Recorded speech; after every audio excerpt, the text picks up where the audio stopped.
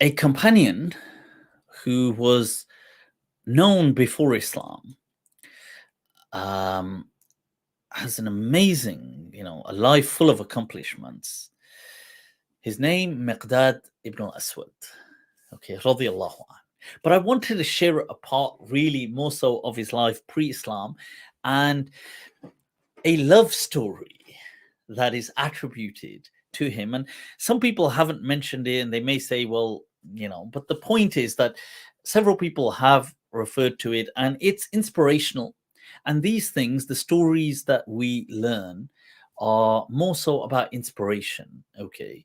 Somebody did ask me that, oh, sometimes some of these stories, when they're about these figures, they may not be what, we can't 100% say this is how they were or this is how they weren't. And that's fine. You see, you're not taking your, it's not a matter of faith. It's a story that has a moral to it. And if anything, you can take inspiration from it. Okay. So with that, an interesting, intriguing, different and unique love story that takes place between Miqdad ibn al-Aswad radiallahu an, and Mayyasa ibn Jabir. So just to set the landscape, okay, so this is pre-Islam. And just let's zoom out for a moment, pause this, and just get the kind of backdrop to what's happening. So Miqdad ibn al-Aswad, as a child, he is raised in the tribe of Kinda. Kinda are from the southern tribes of Arabia. I mean, they do move into central Arabia, but they origin are from the southern Qahtani kind of tribes, and there's a legacy of kingship, and it does follow right through into Kinda as well. And we've spoken briefly previously when we spoke of Imra al-Qais from Kinda and a bit about the tribe there as well. So Miqdad's father, whose name was Amr, now he goes by, we know him as Miqdad ibn al-Aswad, but really, most likely, his name was Miqdad ibn Amr. Okay, and Aswad was his kind of his adoptive father later on, or his kind of foster guardian later on, who he becomes known by. But his father, Amr, is there's some disagreement where he comes from. Some people say he comes from Yemen. He's actually from the tribe of Quda'a, has some falling out and comes and settles in Kinda, whatever the story.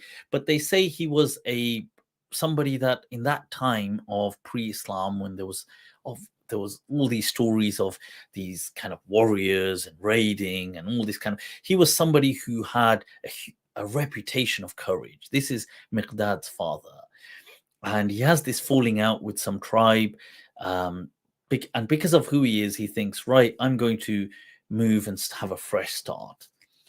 And he goes and settles with Kinda in the tribe of Kinda. And he marries from them. And shortly after, he has a child who is Miqdad. And within a few years, he himself passes away. So Miqdad grows up in this tribe, and he grows up with he has an uncle there, and this uncle is Jabir. Now, so whether he's his actual uncle or not, some people have speculated, but the point is he's like he either is his dad's brother or like a brother to his father, and he's incredibly wealthy in Kinda, and he has a status and everything, and he grows up a bit with him. But because now his mother is the only one fending for him and her, she's not very wealthy and she's struggling. So he kind of grows up poor, and he has to kind of do these gopher jobs, as in, watch over my cattle or watch over this. And, he's kind of really undervalued, Miqdad is. So as he's growing up, after all, he is his father's son, and he does have that whole kind of, he has this strong stature to him, very like a big build, and he naturally kind of inherits, people say, that element of courage and bravery, as he hears of his own father. But he grows up very unfortunate, very kind of struggling with circumstances. And then to introduce a character into the story, right? So Miqdad ibn Aswad, he grows up. Whilst he's growing up, his, if we can say, cousin, or like a cousin, this Jabir's daughter by the name Mayyasa, incredibly beautiful, very talented, and as the daughter of somebody prominent in Kinda, she has a lot of wealth spent on her. She grows up with luxury and convenience and a lot of kind of amenities, and she's very fortunate, a lot of opportunities. So Miqdad, naturally, he sees her, he's incredibly fond of her, and some say as they grow up there is a mutual kind of chemistry. But she too is very familiar of the circumstances that, look, um, even if she does have this chemistry with him, this is never going to go anywhere, because look at him, he's so poor and he's like a nobody. And in that day and age, that, you were not going anywhere in life if you were just incredibly poor. So as Mayyasa comes of age, she really ventures into certain, she's quite different, very kind of confident, and in, in addition to being very beautiful, but she's very brazen and courageous, and she takes a liking to sword fighting. and she really gets into this, and she becomes like really proud of being an impeccable kind of fighter, swordswoman, okay. And she has this incredible reputation in Kinda that, wow, that this woman, she can actually, men don't stand a chance in front of her. So what happens is Miqdad, he's around, he's there. One day he comes to hear that, okay, now that she's of age and she's has this huge reputation, her father is telling her that, look, you need to get married. At what time? like our Desi parents as well. They'll be like, when the girl reaches a certain age, they'll be like, yeah, this one, we need to have farz nibhana hai. We gotta do our duty and get her married. And they have this sense of urgency when it comes to girls. So Jabir, Mayyasa's father, says, we've got to get you married. Come on. Time is nigh, this one.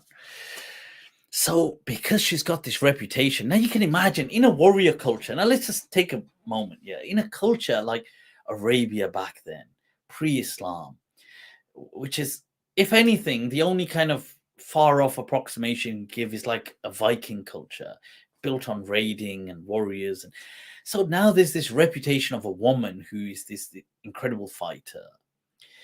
Now this is naturally going to pique the interest of many men, as you can imagine, that would think, this one. It gives that kind of like that feisty element that people think, cha. So a lot of people were very curious that, we've got to. So they start sending their proposals. Now, Mayyasa wasn't interested. Now, whether this was because she had a liking for Miqdad, or whether it was some other reason, she was just fed up of men and wasn't impressed by men, whatever the reason, but she declines them. So her father says, look, come on, you can't keep saying no to suitors. So she says, okay, chalo, okay. She says, okay, but with a condition. Shart. Says that I'll put a shart in here, condition. Says I'll marry a man. He's got to be a suitable suitor, of course. That goes without saying. But he has to defeat me in a sword fight. वाह, वाह, क्या बात है यार, क्या बात. So the dad looks at her and says, look, come on, really? And she says, yeah, he's got to beat me in a sword fight. So we both be horseback and he's got to fight me. So dad says, look, Jabir says, well, Tiga, chalo. He thinks, well, okay, what's up? So this news goes far and wide. So people start thinking, acha, ye baat hai. So where's my sword? Huh? They say that, what's that? Fahati silahi fa in hati silahi fa ara al harbu la tazdadu illa tamadiya. Allah. Give me my sword. He says that I see that the war is only but increasing. Right. So a lot of people come, and guess who also hears amidst all of this? Abu Jahl in Mecca. This is obviously pre-Islam. So at that time, Abu Jahl has he has children and he has a son, and he hears of this. He's familiar of this tribe and stuff. So he says that, look, okay, there's this woman Mayyasa. Kinda are like an elevated royal tribe. They've had kings and kings in their tribe. So there's this prestigious woman who has this amazing reputation, and why don't I marry my son? Abu Jahl's son is Handhala. So he says, I want to marry Handhala to her. So he turns up. So he says he goes to, and she says that, well, this is the condition. So at the time, Abu Jahl, and his name is Amr ibn Hisham, by the way, Abu Jahl's name. So he says, because they do find it a bit insulting, because look, well, we've got to kind of fight, and this is very ladylike, this one, not ladylike, So, okay, but he says, okay, we'll set a date. So whilst this is happening, other people are sending proposals and they're turning up, and Mayyasa is taking them on. And every person she takes on, she's kind of like decimating them. So during this time, Miqdad, who had grown up, and in that time, you see, many people grew up learning self-defense. Most people had some familiarity with self-defense, and some more than others.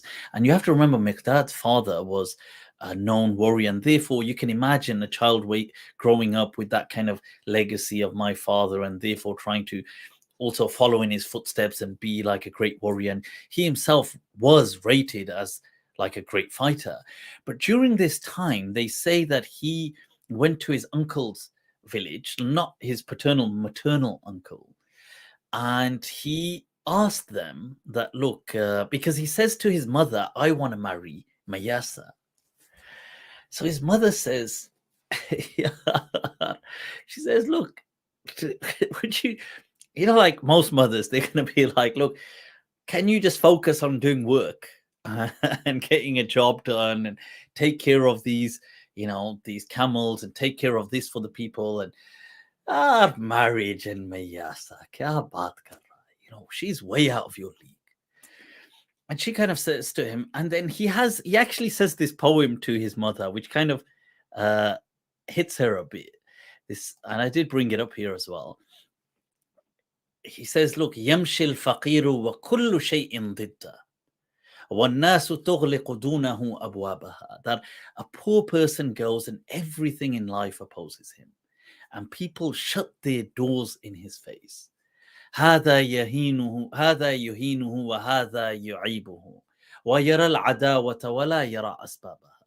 He says, and people, they denigrate him, disparage him, insult him, and they don't even know why they hate him. حتى الكلاب إذا رأته عابرا نبحت عليه وكشرت أنيابها. It says even the dogs, when a poor person walks past a dog, the dogs start barking. Start showing their teeth. And this is how they treat a poor person. وإذا رأت يوما غنيا مقبلا خضعت إليه وحركت أذنابها.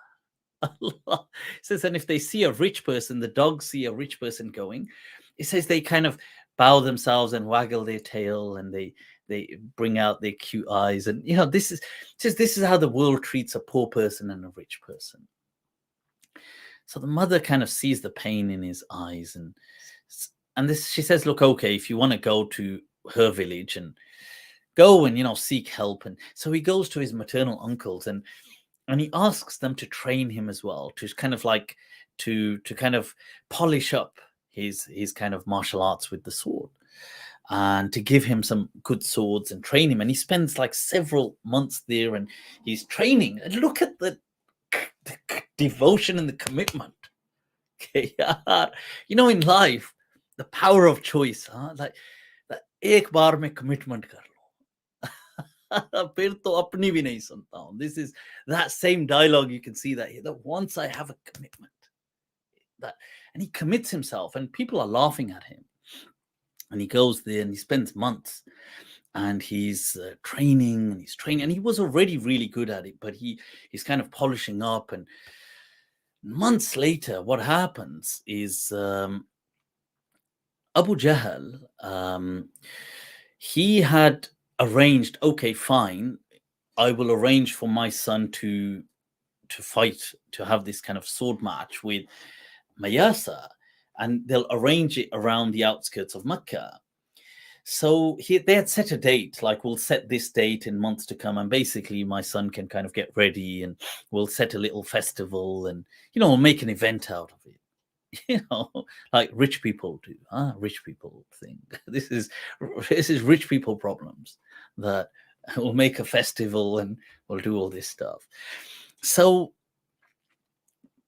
during this time, and the Prophet ﷺ is there, he's alive, but I believe this is pre-prophethood though.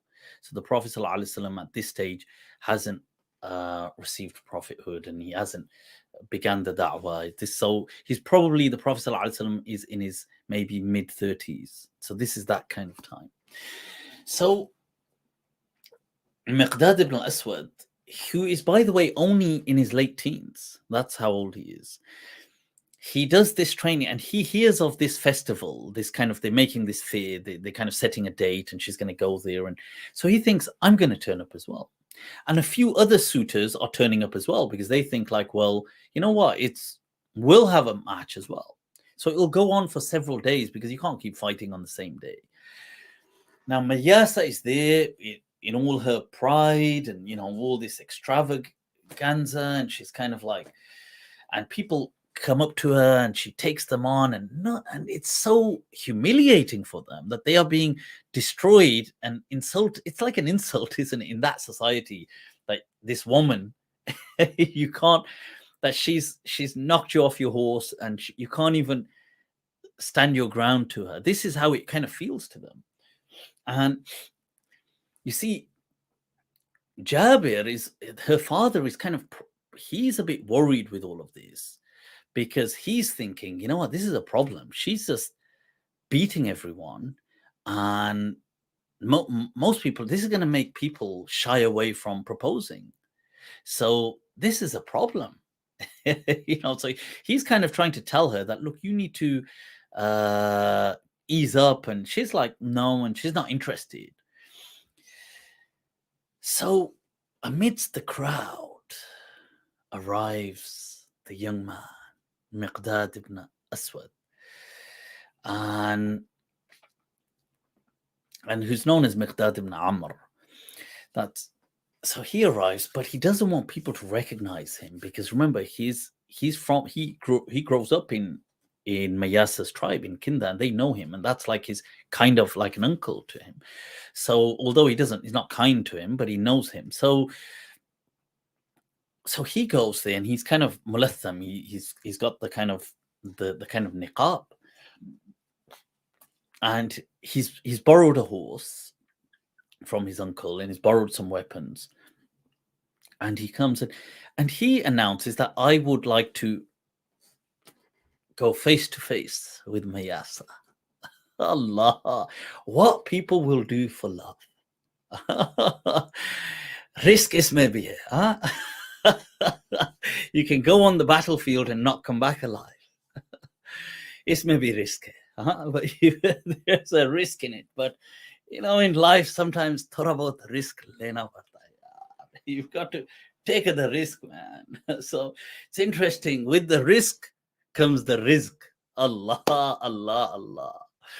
So he thinks, yeah, this is worth the risk. So he goes there and he says, I sign up to this. So they say, cool. So they don't know who he is because he's just horseback and he's kind of mulatham. He's kind of got this niqab on, he's covered his face. So Mayyasa says, fine. And she's been there for, whatever, how many of the days that they've been there in this fear. And she's defeated everyone. And she's defeated them in such with humiliation. So she thinks, just water under a bridge, another day's work. Ajao, huh? She is surprised. Oof. She's like, yaar, yeah. Wow, like Miqdad is a fighter. Like, she's like, what the hell? Who is this guy? And she goes at it and she takes breaks. And this goes on. They say like it goes on from like just after noon up until before sunset. Like she's like shocked. Like, I can't believe. Like, this is just disbelief. And Miqdad like compellingly overpowers her. And on some occasions, I think she tries to use a spear or something and he breaks it. And this is on horseback. So she is like just, and remember, his identity is concealed. So she's like, and people are like, who on earth is that guy? So she tries and tries. And then in the end, again, Miqdad, because to defeat the opponent, you had to throw them off the horse. And he does. He defeats her. He throws her off. She falls off her horse. She's defeated. And there's mixed emotion because she's obviously upset she's defeated, but then she's kind of so wowed that, yaar, ye kaun hai, yaar? Who is this? She's impressed. And impressed ho jata hai banda, yaar. She's like, finally, this is, and there is something about that warrants respect, isn't there? That kind of, there's that in controlled, because in power lies, you see, that in fact, Jordan Peterson speaks a lot about this, about having the capacity of being a monster, but not being a monster. That having power, but being tame, in control, having composure is something.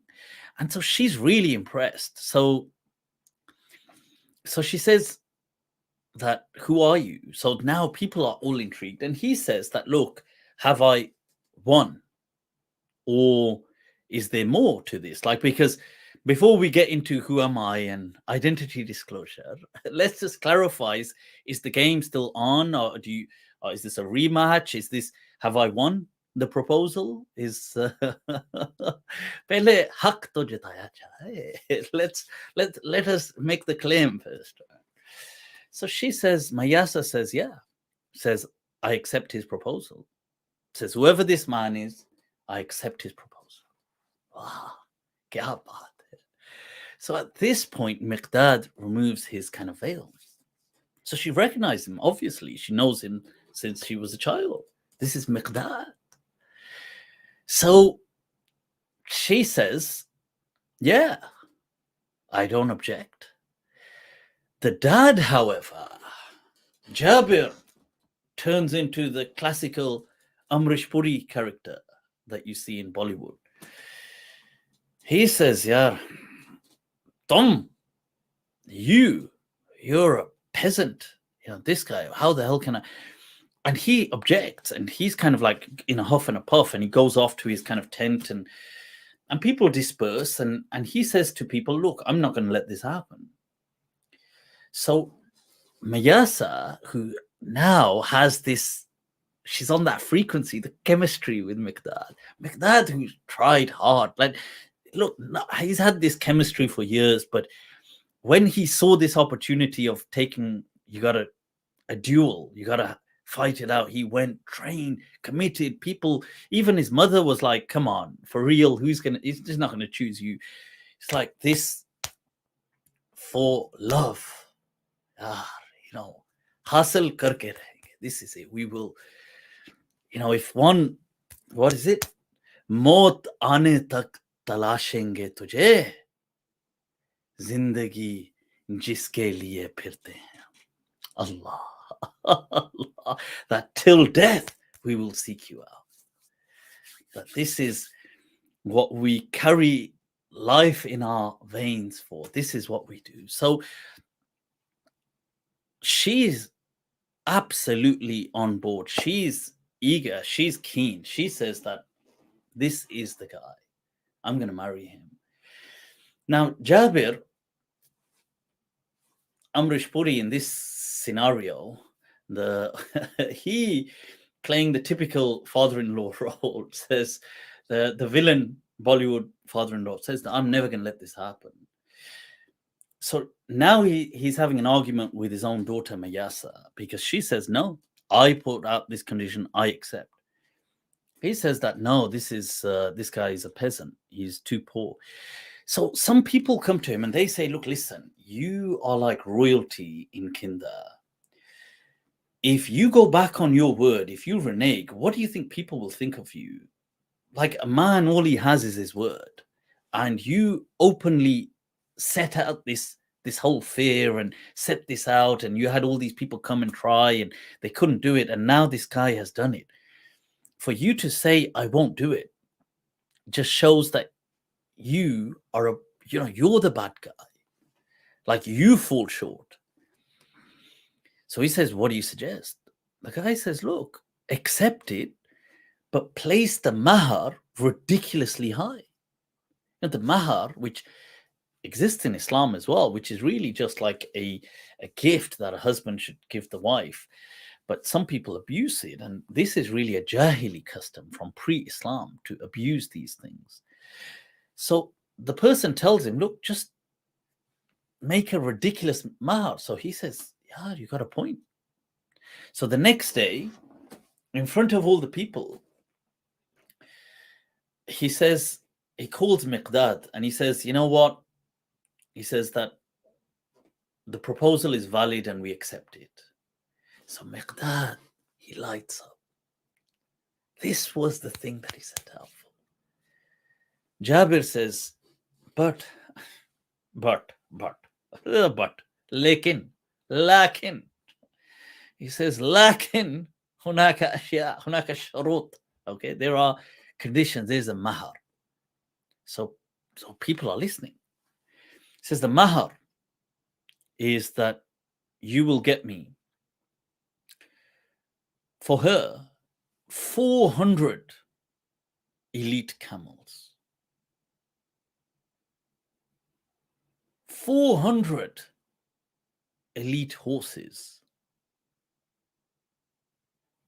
100 maids, like servants, 1,000 gold pieces, 1,000 bottles of perfume. He comes out with this ridiculous, absolute absurd list of demands that in the moment, so captivated by the fact that this wedding, this marriage has been accepted, Miqdad, in a moment of not even thinking, not registering what's being said, says, okay. He says, okay. Jabir thinks, yaar ye ho ka raha hai. Because Jabir says to him, look, you will get me all these things, or you can, or the value of all these things. Basically, this, and remember, there's several people, droves of people are witnesses. Miqdad just accepts it. He says, okay. So Jabir looks around, thinks, is this guy feeling okay? He says, you've got that meme where the person says to that copper, it's where he says to the copper that what's going on, and he says, we've had a description of someone like this lady doing vandalism down the road. And then the camera goes to the lady, and it's like an old lady, like a Pakistani lady in the UK. It's like somebody like our mum's age. And the guy says to the cop, he says, are you feeling okay? Cop says, yes, I'm absolutely fine, thank you.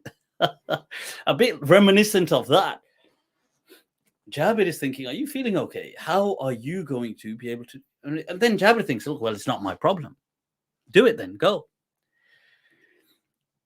Going back to that Mark Twain quote, where he says, to attain success in life, often a person needs two things: confidence and some ignorance. That ignorance in the sense that you haven't thought things through fully. Because sometimes you have to start walking on the path and the path will unfold. And if you sat there trying to figure it out, you just frighten the hell out of yourself and think, there's no way I can achieve this. But you need confidence that I can do it. Allah. And then an unawareness of the details, but you just set off. So Miqdad just sets off. And now he's thinking, well, what do I do? And back then, remember, this is pre-Islam. One of the things that the tribes would do is they would raid. And he thinks, well, because this was their lifestyle, they would raid other tribes and raid things. And he thinks, I'm going to raid some caravans. So he sets off, and he's not that far from Mecca. And he sees this caravan coming with hundreds of camels. And he thinks, you know what? I'll raid this. So he kind of sets a trap, and then he ambushes these people to raid them. And they say to him, look, whoa, these are camels and that which are dedicated to Mecca for religious purposes. This is not like a business thing.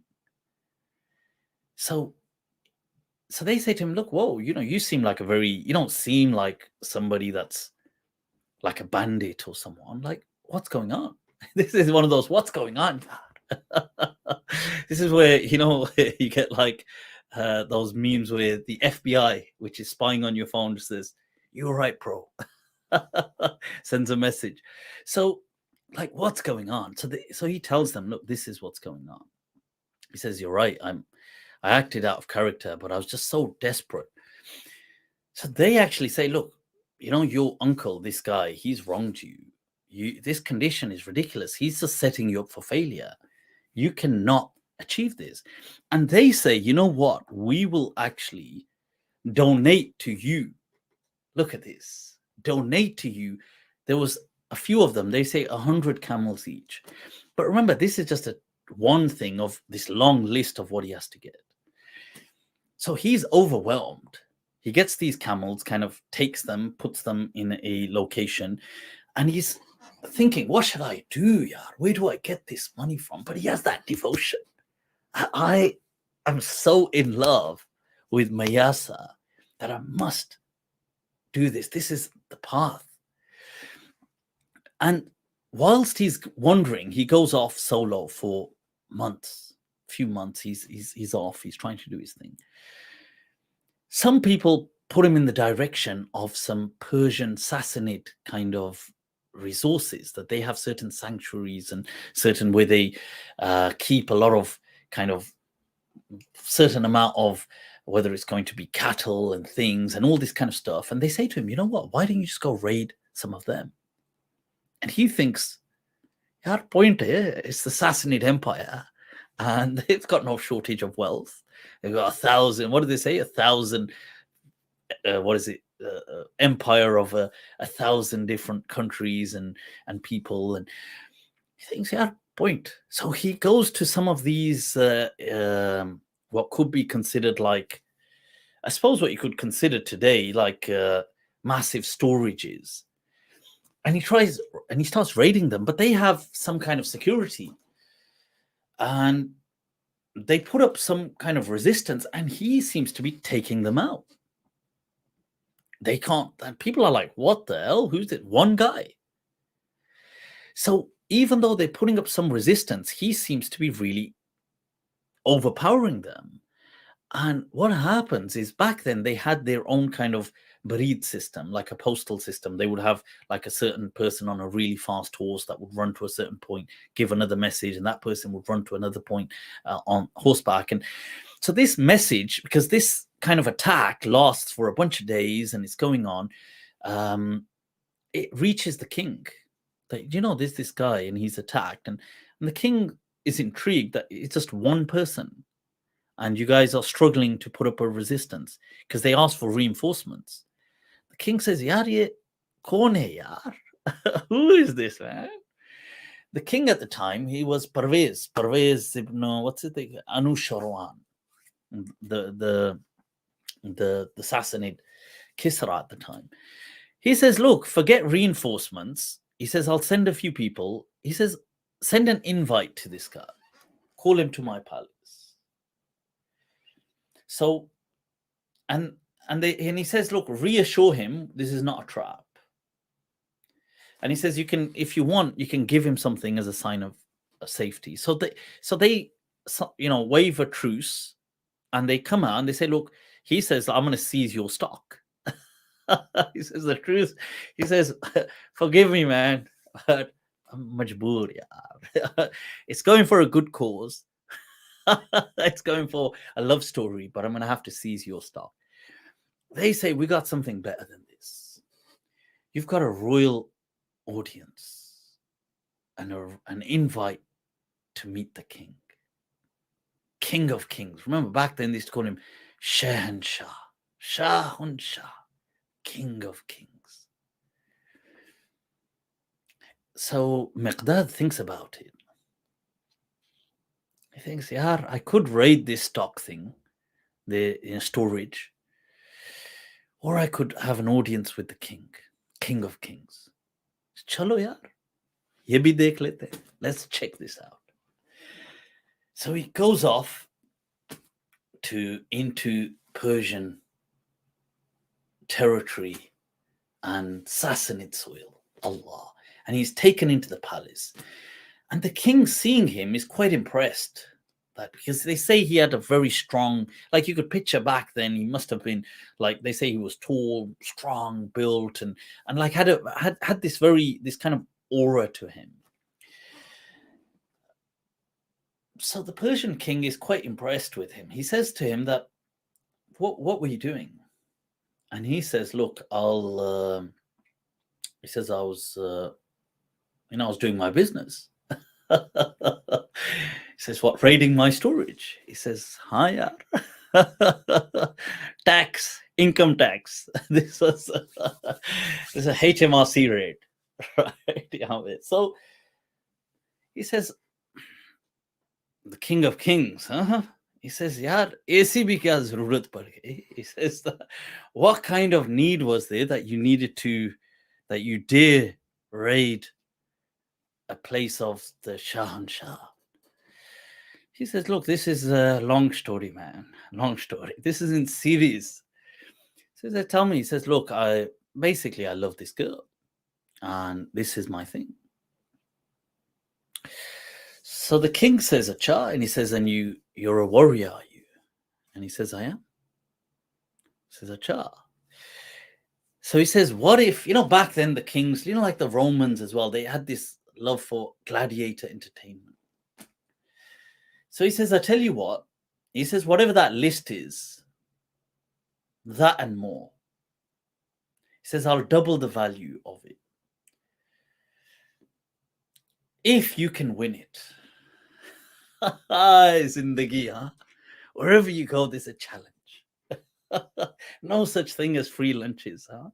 He says, entertainment. He says, if you can fight it and win it, I'll give it to you. So he says, okay. He says, what do I have to do? He says, I'll put you in an arena, and I'm going to release men that come to fight you as a gladiator, basically, but they will come in, like, they will keep coming in droves. Can you take them on? And you can take much more as a reward than what you need. So you see the power of love, huh? Allah. And that the path to determination. You know, himmat, huh? Zarasi himmat. Miqdad says, he thinks, I didn't come this far to only come this far. Huh? Says, okay, let's do it. So they put him in this arena, and they start sending out some kind of soldiers in, like, let's say, in like a dozen.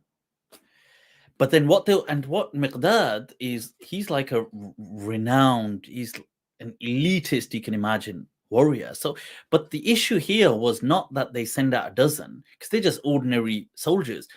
They keep sending them. So as these kind of fall to the ground, more come and more come. And they say that he did this, and he is fighting and fighting and fighting, and they're just being unfair in that way. And they say that a few hundred had passed like this. This is what the reports say.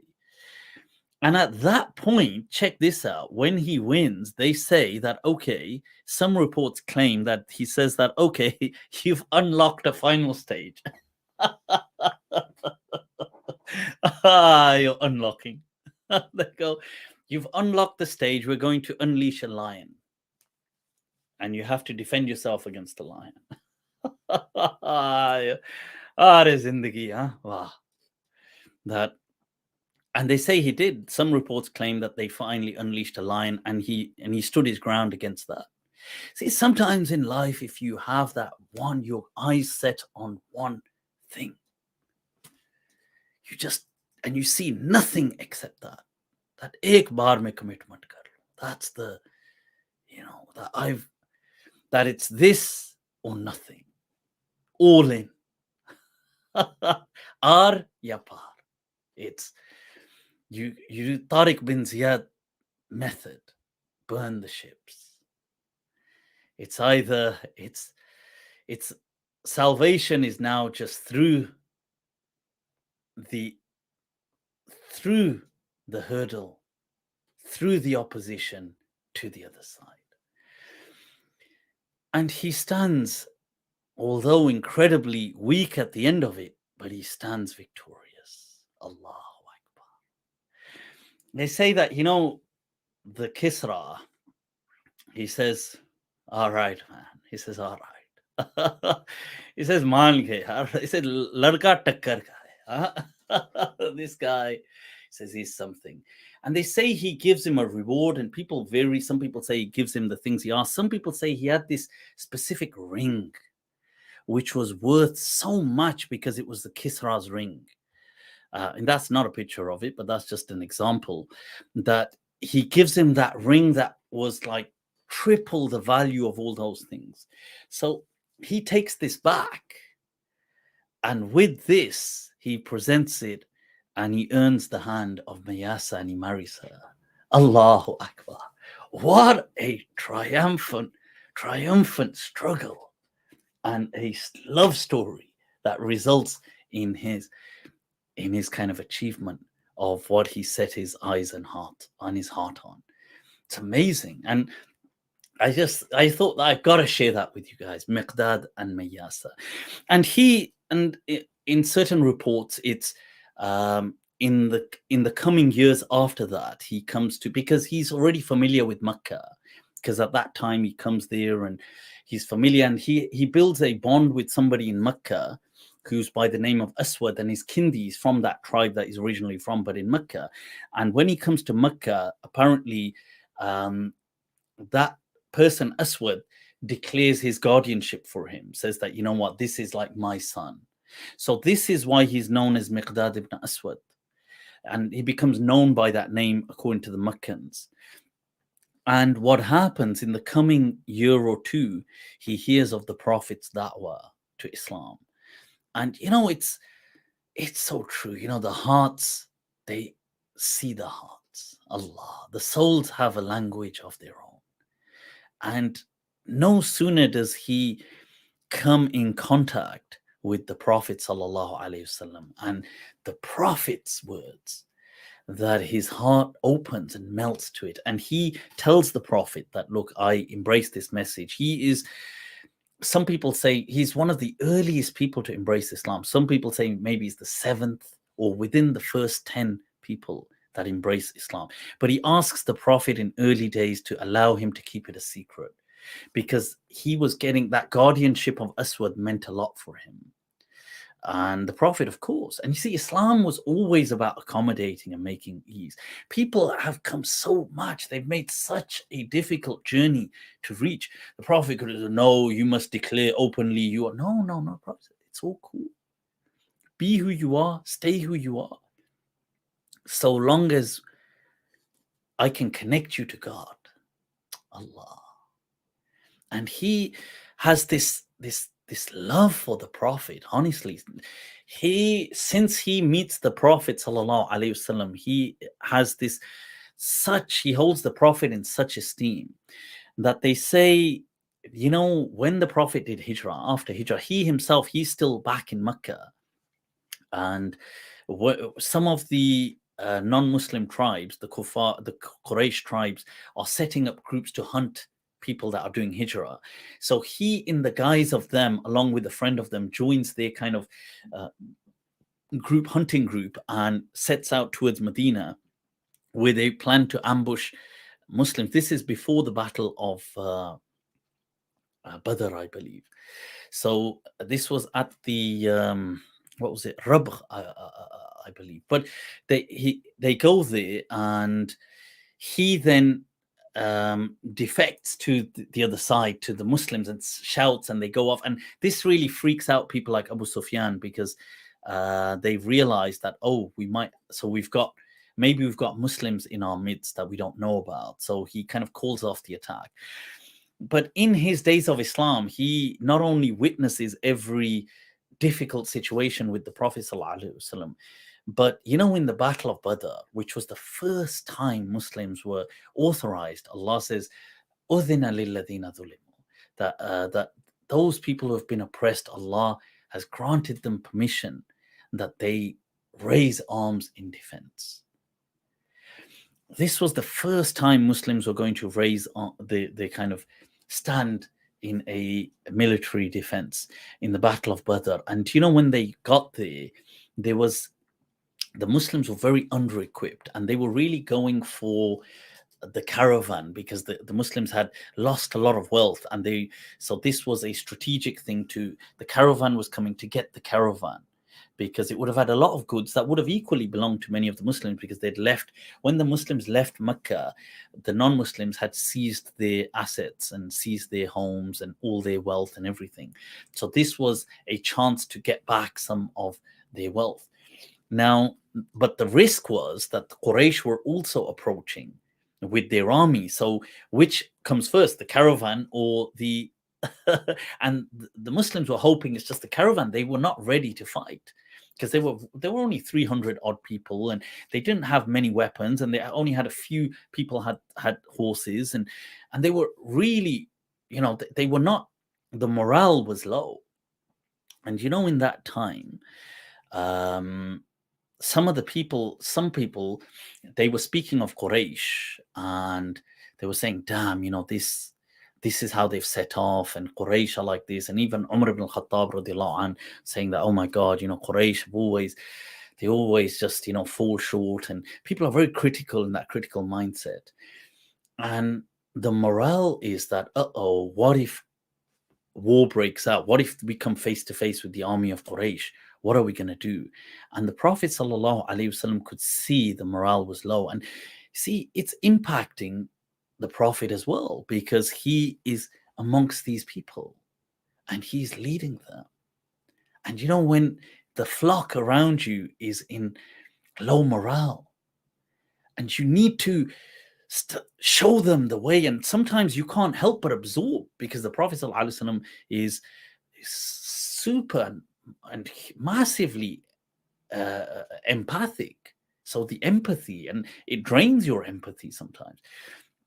In that time, it's transmitted that the Prophet is looking at people, and he looks as though he's a bit upset, like as in he's a bit sad, not upset, but a bit sad. And they say Miqdad said to the Prophet, radiallahu anh, that he said to the Prophet, he said, listen, he said, if you march forward, he said, we will not be like how the Israelites said to Musa in the Quran, that idhab anta wa rabbuka faqatila inna hahuna qa'idun. That the verse of the Quran that they said to Moses, you and your Lord go and fight, we shall sit here and relax, basically. He said, no. He said that, no, that if you go, we go with you. That he said that even if you have to go through an abyss, we will go through that with you. They say that his words, the Prophet ﷺ lit up, because it's so, sometimes words are all it takes. And showing that solidarity, they say that with that, the Prophet ﷺ, he stood and he told people that, look, we will stand firm, and he led. And even though the caravan came, but the army of Quraysh had come first, and the Battle of Badr took place, and the believers were triumphant. They were successful, even though before they were kind of all in dismay, and many people, there was low morale. But when they won, they say that they were so that they echoed the words of Miqdad ibn Aswad, radiallahu anhu, an amazing personality within Islam. I really wanted to share that with you guys, because I thought it's such a powerful story, and a personality who begins even pre-Islam, has this amazing legacy, and these stories, and this pursuit for love. And even when he comes to Islam, his dedication and commitment for the Prophet and for Islam is something we all are indebted today. People, I hope that's been of great use to know. So let's move on.